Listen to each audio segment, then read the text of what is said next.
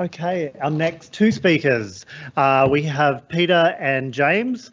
Dr. Peter Gates is a postdoctoral research fellow, currently leading the community stream of the NDARC Lead Sustain program.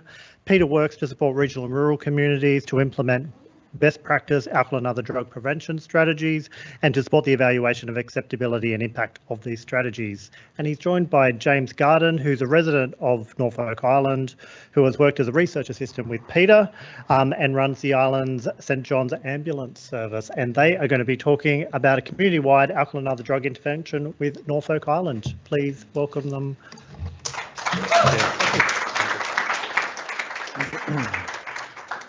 Okay. So, right button press is that one. Good.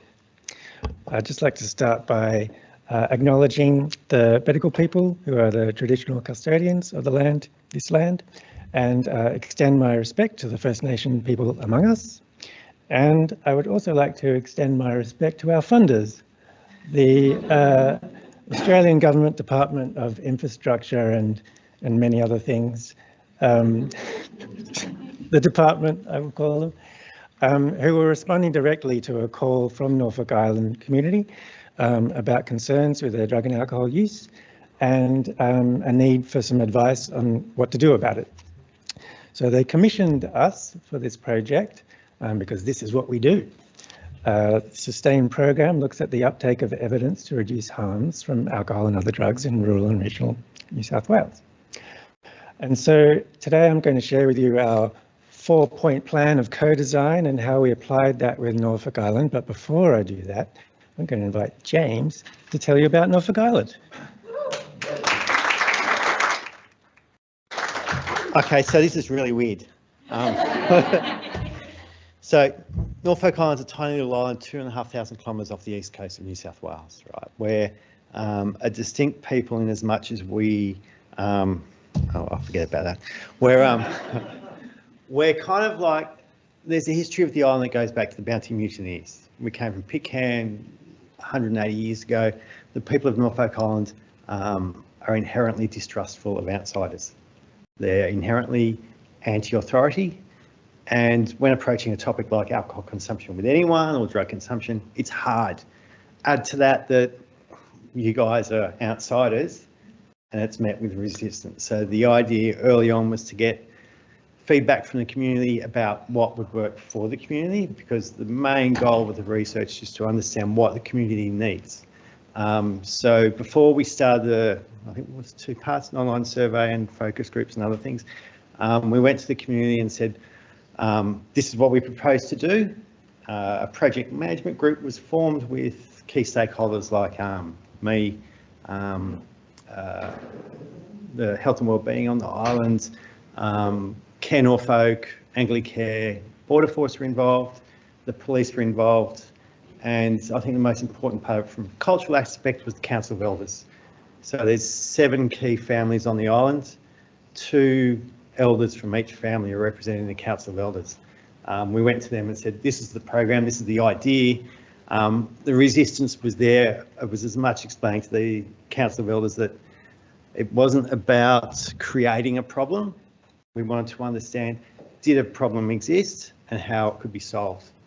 So it wasn't, and I think that was the key, focus of it, was figuring out how we could help a community that's already there, as opposed to going into the community and saying, this is what we're going to do for you. Because normally that's going to work, but with us, with the recent history with changing governments and this and that, we're very reactionary. There's this joke about researchers coming and going because they come for 5 minutes and then they go, right? But that's another joke.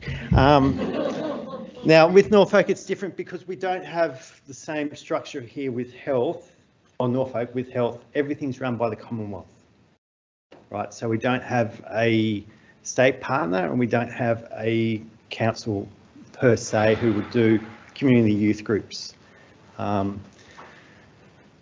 It's easy in a way because there's no clouding of things. Like once the Commonwealth makes a decision that that's what's going to happen, then that's what's going to happen. But at the same time as that, it makes it harder because if the Commonwealth's decision is not what the people want, then there's no going to a different body to get it done. There's really limited private healthcare on the island, and there's nowhere on the island does alcohol and drug use therapy or anything like that. It's very weird, and I think that's because the community is so accepting of alcohol that there's no problem. I think that was what I was trying to get to earlier. Wherever. There's figuring out where the problem lies. If you're drinking 12 cans of beer a day and you think that's all right, then that's a problem. If you think you're drinking 12 cans of beer a day and you don't want to, then that's what we need to fix. So it was finding out where the problem lies and how we could fix it. Going back to the council, as we all know, governments are funny. The local council sells the alcohol, right? So they were very reluctant to share resources on consumption because it's kind of like shining a light on themselves as to how much alcohol is sold. But there was an argument there that, well, the tourists drink it, but over the course of the program, we're in COVID, so the island was locked down. So essentially there was only the residents and a small number, like 20, 30 a week of outsiders on the island who would top up the sales. But council was reluctant to give us the information because, again, commercial in confidence, but they just didn't want to know how much was going on. Where was I? Okay, so when we started it all started with the program management group, which, as I've said, was all the different bodies. We did a draft questionnaire. We had input into it. It went back and forwards. Everyone was happy with it, and then the program got launched. There was an online survey that was done, and I think we had 160 or whatever people involved. That was really hard to get people to do, right? How do you get people to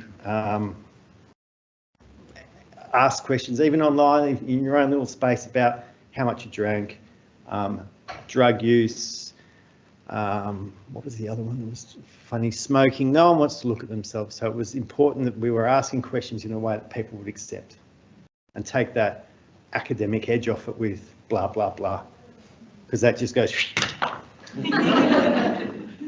over our heads. It was important to get it into a language that we could all understand, that we were all familiar with, and we could buy into.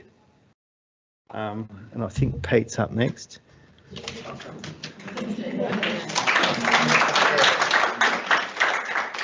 you, James. That's half my talk done. This is the old slide. All right, so our 4-step plan to co-design. So our first step was for sustained approach is to look at what works. What do we know about what works in communities? So identify the evidence base. So I'm not going to go into a lot of detail on this because I have a poster on it, which I'm sure all of you have voted for by now. But basically, it was a pretty big undertaking because there's a community itself to be defined. This is our definition, but it can include anything from schools to entire countries for a community-based intervention or prevention. And the interventions themselves are also multi-component, involve a lot of different things. So it's hard to understand what works, but it's harder to describe what works to communities. And so that was part of this process, which I'll go through in a sec. So we went through 93 reviews. There's been 141 trials of community interventions. So we got a bit of an understanding about what works. Then we went and partnered with the community. So to do that, to get the local situation, we needed a mixed methods approach. As James mentioned, we've done surveys, interviews, focus groups. What we also did was to get an understanding of use on the island and in the community, is to look at the existing data sources. So if you're going to evaluate a community intervention and you want to understand its impact on substance use, these are the things that you can do. So you can get police data on RBTs, crashes, arrests, health admission data. You can do your own surveys. You can look at wastewater, look at the amount of disposable vapes products that are in the rubbish bins, retail data, sales, importation data, look at referencing on social medias, or just look out the window and see what's happening. And this is an exhaustive list of all the data sources available to communities. If you know of any others, let me know, but I haven't seen any. So we did a number of these. And For the surveys, as James mentioned, it was quite hard to recruit everybody. We did Norfolk Island is small enough that you can actually send a postal thing to everybody that has a post box. But otherwise, to approach a community, obviously you can, to do a survey, you can go online. Some people do telephone, random digit dialing, that sort of thing, or sending surveys to everybody that has a post box. One important thing that we learnt when we're trying to get this data and have it as a comparison to mainland, for example, to see what the concerns were, was that you have to ask the right questions. So if you want to compare it to the National Drug Strategy Household Survey, for example, you need to ask those questions.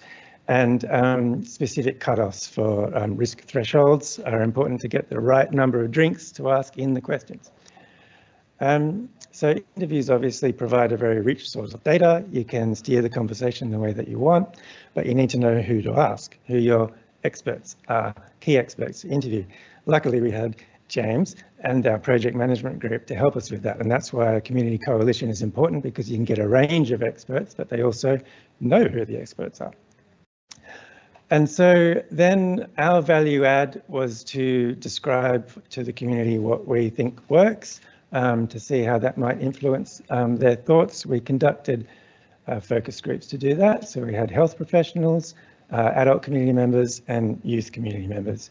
We went to the island to discuss the results of the surveys and interviews that we conducted, sort of demonstrate what we think the concerns were on the island, see what they thought, if that was right. And we also discussed the sorts of things that they thought they could do about it. And then our value add was to talk about what works. And so, like I said, it was a very difficult thing to express the results of a systematic review. So we teamed up with a data visualization expert from big data research, and we had this evidence platform. And so we knew beforehand what kinds of interventions the community was interested in, and then we were able to say, okay, look, this is something that you thought would be a good idea. This is what the evidence says. Look for the green. And you can see that it's illustrated by substance type, and even in the little text is the outcome type. And so, for example, after school activities for youths, it's going to have a likely impact on alcohol, especially use and related harm, but not so much impact on the behavioural elements to drinking, so expectations about drinking. And so this is what we used to demonstrate the evidence. And then we went back and we discussed it with them all and in the focus groups, and we ranked their ideas, and then we formed a report on our recommendations, submitted to the department, and that's where we're at right now. But I will ask James really quickly to reflect on that process. So they're my kids, right? And I think what I've noticed over the last day and a half of this research is that there is no end goal to a lot of the stuff that you guys do, right? Being part of the research from the get-go, I have a vested interest in the outcome, right? So I'm going to see this through for no other reason than my own kids. Yeah. So I want to know what works, and I want to engage, and I want to keep on going. And it won't stop with NDARC. It won't stop with the Commonwealth, because me and the people on the islands have an interest in making our lives better for our kids.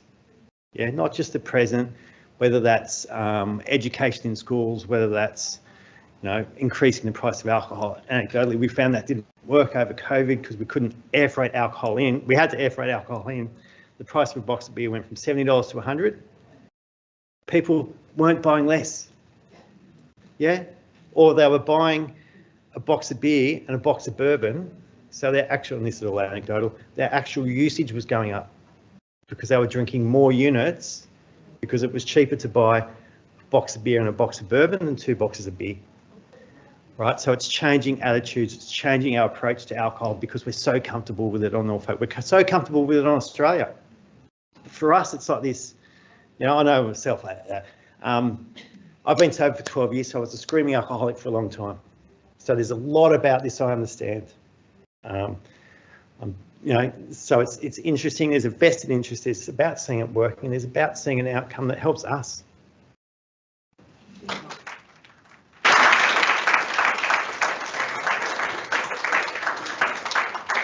Thank you so much, Peter and James. That was awesome and a really great example of engaging with community to deliver on interventions that work for that community. That was great. Thank you so much. Our last speaker is Wing See Yuen. Dr. Wing is a research fellow at NDARC. Her research interests include examining trends, trajectories and predictors of alcohol and other substance-related harms in young people and LGBTQ+ people. And Wing's presentation is 11 years of the Australian Parental Supply of Alcohol Longitudinal Study. Please welcome Wing.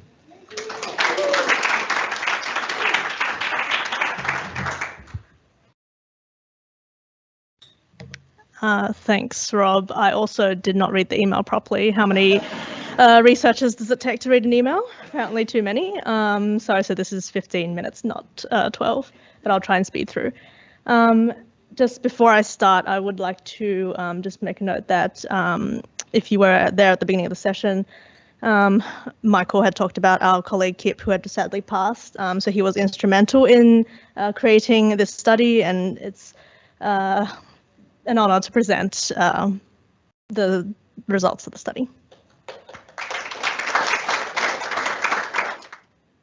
So before I begin, I acknowledge the Bidjigal people and the Gadigal people, who are the traditional custodians of the land, and pay my respects to their elders past and present. And I extend that respect to any Aboriginal and Torres Strait Islander people here today. I would also like to thank our participants for their long-term contribution to this study and the various people who have worked on the study. I can see Alex and Phil in the audience. Please stand up. No, I'm kidding. But I will throw any difficult questions to you guys. They are the APSL's gurus. So why parental supply? Well, when this study was first getting founded, there was very little evidence about the effects, particularly the long-term effects of parental supply of alcohol on adolescent outcomes. And parents are one of the key suppliers of alcohol to underage adolescents. So when interviewing parents, they often say that they supply alcohol to their kids because they think that it's a teachable moment for them, that it might teach them to drink alcohol at safe levels.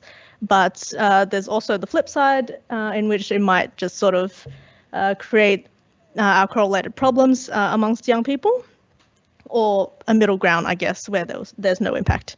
So that's why this study was founded, which is the Australian Parental Supply of Alcohol Longitudinal Study, also known as APSLS, which was a cohort of around 2,000 parent-child pairs who were recruited in 2010 and 2011 from 49 grade 7 cohorts across government, independent and Catholic schools. I'll talk about that asterisk across government in a bit. But they completed some self-report surveys for us separately, parent and child, across various domains shown here. I won't read them all out for time's sake. And as I mentioned, they were recruited in 2010 and 2011. And in 2015, we ended the parent follow-up because the adolescents had turned 18, but also because of funding. And in 2020, we conducted an additional COVID-19 survey.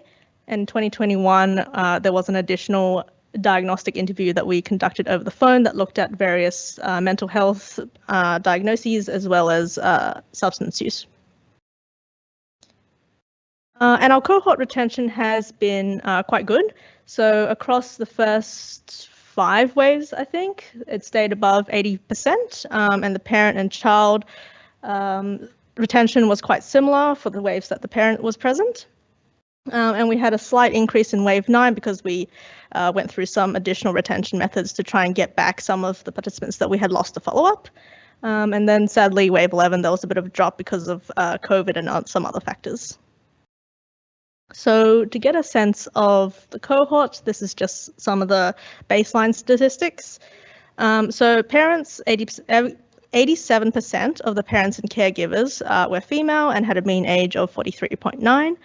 And of the children or young people, 55% of them were male. Their mean age at baseline was 12.9 years, recruited in grade 7, as noted. And at wave 11, they were around 22.8 years old.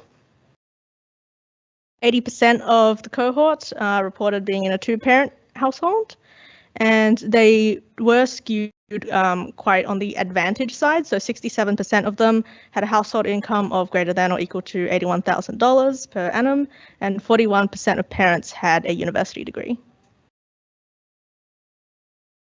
The cohort was also not proportional to the Australian population, so overrepresentation in Tasmania and Western Australia, and also across independent schools.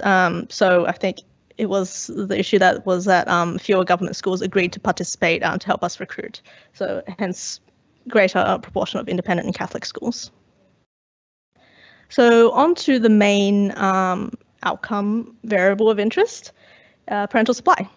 So this is what it looks like over the first 7 waves. You can see that, as you might expect, parental supply increases over time, particularly from wave 5 onwards. There's a big increase when adolescents had turned 18. And just for comparison, this is what the peer supply looked like, which is typically peer supply is the second most common source of supply for underage adolescents.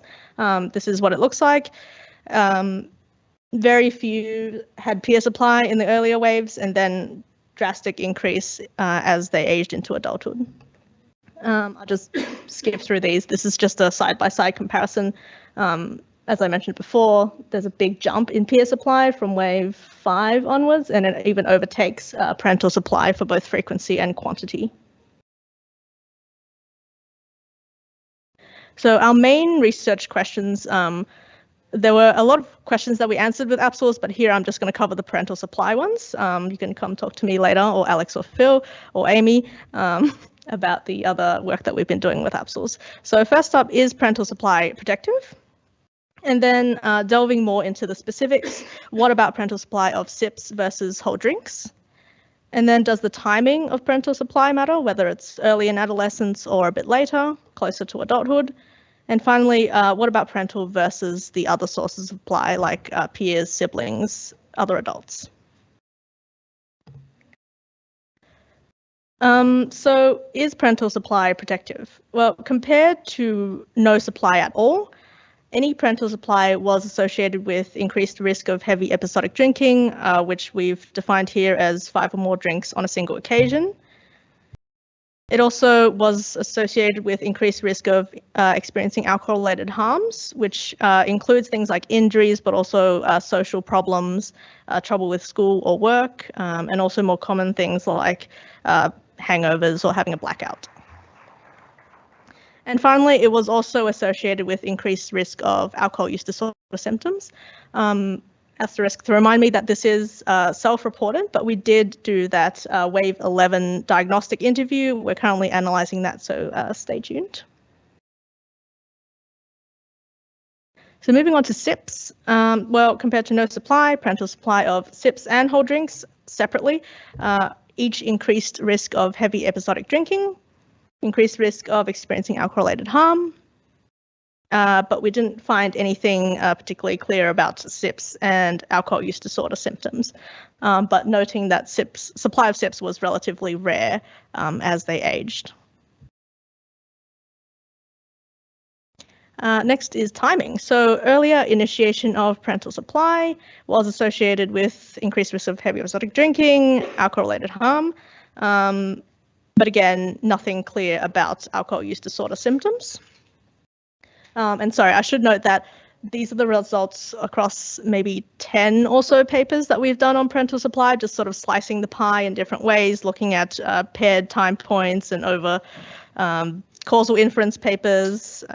Yeah, so it's not just one paper that's looking at these results. And finally, there is parental versus other supply. So compared to parental supply, supply from other sources such as peers, siblings, other adults, was associated with increased risk of heavy episodic drinking, experiencing alcohol-related harm, and also alcohol use disorder symptoms.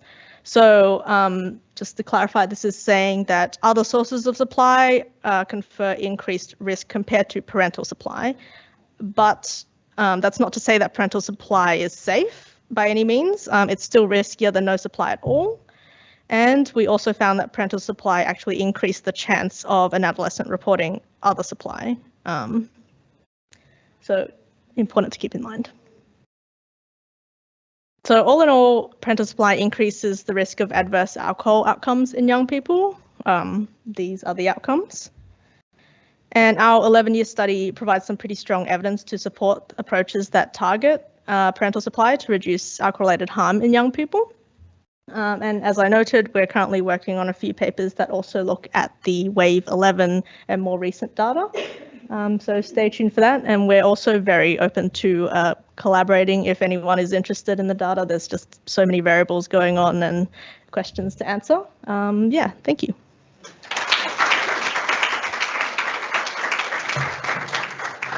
You did excellent time. Stay up. We've got time for questions. Oh, no. Amazing. And we already have a question in the audience. We've got two questions. We'll start with Julie. Hi. I became an Australian 23 years ago, and I think Australian, everybody's been talking about it, has an incredible culture of drinking. Yes. I'm just wondering if you did a similar study in Europe, where the kids all have SIDS when they're young, because that's what they do. If it would be a similar outcome, like I'm wondering if in all of your papers there's something about the underlying culture, because I believe that it would be different in another country. But I don't know, I just say that. Yeah, that's a very good point. I think I've been asked that question before around Europe and drinking culture.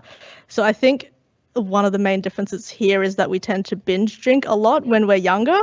And so this parental supply might, or our study has shown that it does increase that risk of binge drinking. So potentially it might be different, but supplying alcohol to adolescents also kind of creates a norm around drinking alcohol, it being permissible by the parents. So they might seek it from other sources, which would be under less supervised conditions. So it might be still a risk, I think. But yeah.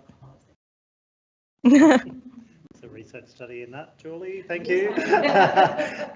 Sarah, did you want to go next, or we have someone at the back as well? No, go ahead.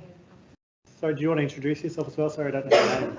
I'm Julie, I'm from the Foundation for Alcohol Research and I was wondering if anything in the data set allow you to aggregate stuff around zero alcohol drinks and whether it's a gateway. Very good question. Unfortunately, we do not have anything on zero alcohol beverages. I think when the cohort was formed in the more recent, the zero alcohol concerns only came about in the more recent years, and this was an old-ish cohort back from 2010. Yeah, but it's a very important question to look at amongst young people, particularly.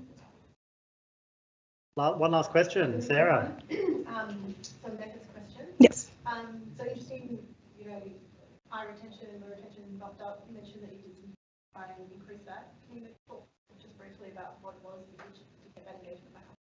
Yes. So we got ethical approval to go to the electoral roll and look up participants, essentially looking up their names and old addresses to see if we could pick them up again. It sounds a bit dodgy, but the electoral roll is publicly available information. So that's what we did, and we were able to find people who we had lost contact with. So how did you contact them? So through the electoral roll, we could find new addresses, and we just sort of sent them a mail saying, "Hey, is this you? Were you in the study? If so, and you would like to continue participating, get into touch with us." Yeah. Amazing. Everyone, please thank Wing for the presentation. And our speakers did an amazing job because we are finishing bang on time. I encourage you to talk to some of our other speakers who didn't get an opportunity for questions. Please thank everyone.